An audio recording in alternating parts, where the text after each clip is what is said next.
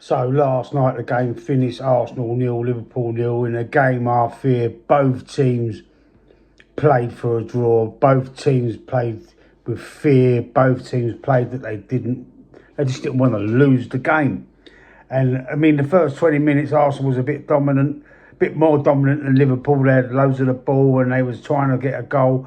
I fear they was just going to try and score once and then sit back and try and defend that lead. I panicked about that last night. I done a video about that as well before the game, saying no excuses. I don't want to see Arteta and Arsenal playing not to lose. I want to see him, take the handbrake off, take the ball by the arms and go and smash the granny out of Liverpool. We didn't see that. We saw two teams lacklustre.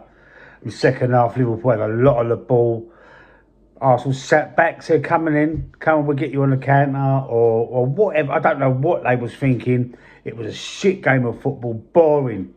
And it was just, for me, it's so frustrating because there's been times last season when Liverpool was slipping up games.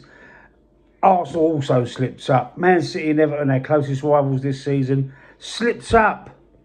And Arsenal go ahead and don't even try and win that game for me. They didn't even try and win it. Arteta's making these substitutions where he's basically replacing the front line, took off Gyökeres for Jesus, brought on Medawaki for Saka and Martinelli for Trossard. We're going to talk about Martinelli in this sec.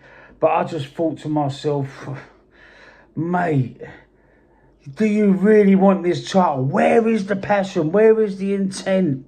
Where is the urgency? I saw none of that last night. Have they got one eye on the Portsmouth game of the weekend? I don't think so, like the FA Cup game. I don't think that's what they was doing. We was at home. We won about, I don't know how many games on a row now, 7 or 8 games, we've won on a row at the Emirates. What was the problem? Liverpool were slipping. Liverpool ain't the team they should be, to be fair. They played more like champions. They are the champions, current champions, and they played more like champions than Arsenal being champions elect, apparently. I was so disappointed and it was frustrating for me. I wanted to turn it off.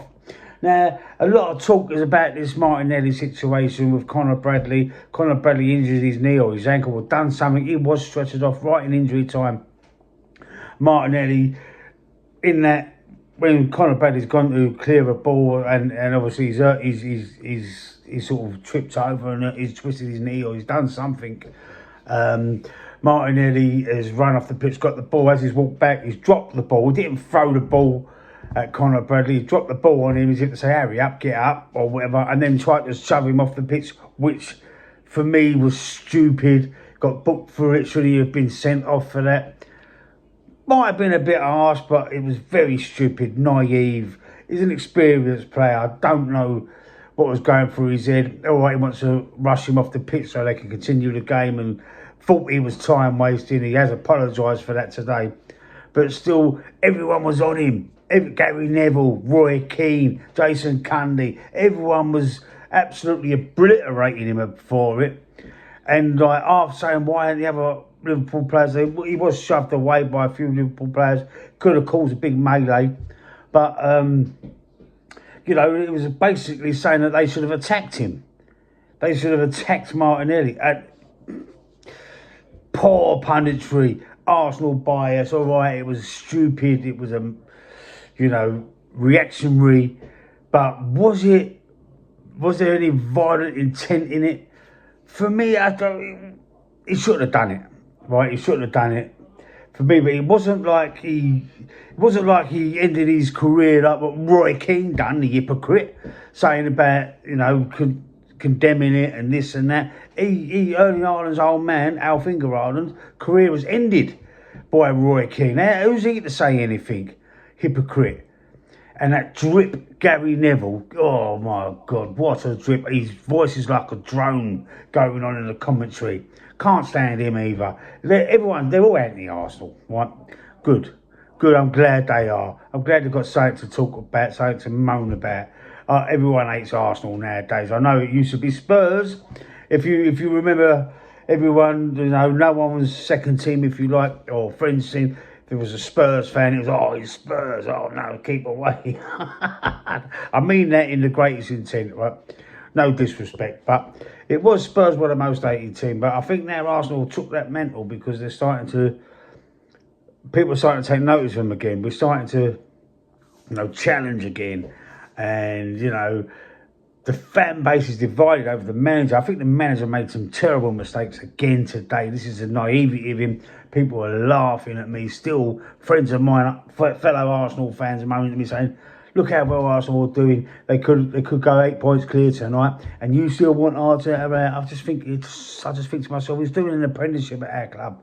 It's his first job as a manager, and he's learning on the job. He might well to end up in 5-6 years, whatever, being an absolute world-class manager, but he's doing his apprenticeship at Arsenal, and we're the ones that are suffering.